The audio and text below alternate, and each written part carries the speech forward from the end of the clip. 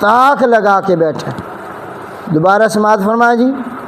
اللہ رب العزت سورہ فجر کی آیت نمبر 6 میں اور 6 سے لے کر آیت نمبر 14 تک 3 قوموں کے حالات ذکر فرما رہے ہیں۔ وہ قومیں اور وہ لوگ جن کو اللہ نے دنیا میں تباہ و برباد کیا۔ سب سے پہلی قوم جس کا ذکر سورہ فجر میں اللہ نے کیا ہے وہ ہے قوم عاد۔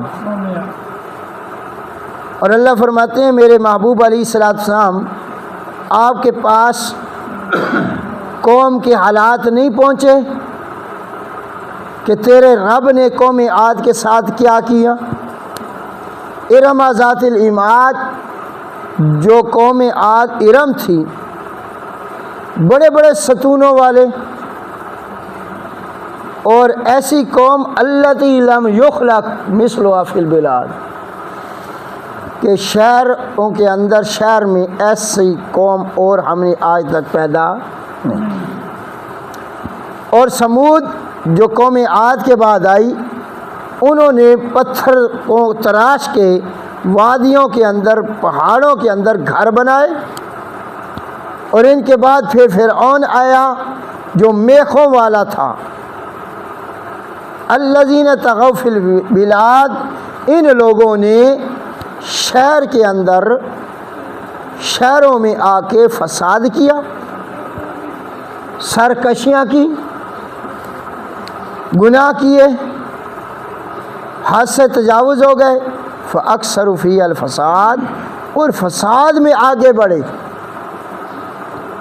جب ان کا فساد بڑھ گیا پھر آخر پہ فصب علیہم ربک صوت عذاب، آ پڑا ان کے اوپر تیرے رب کا کوڑا عذاب والا، برس پڑا پھر۔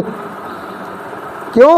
ان ربک لبالمرصاد، یقیناً تیرا رب گھات یا تاک لگا کے بیٹھا ہوا ہے نافرمانوں کی۔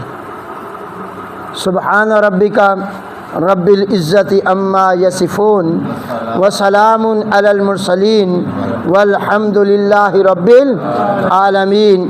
اللہم صلی علی محمد وعلی آل محمد کما صلیت علی ابراہیم وعلی آل ابراہیم انک حمید مجید۔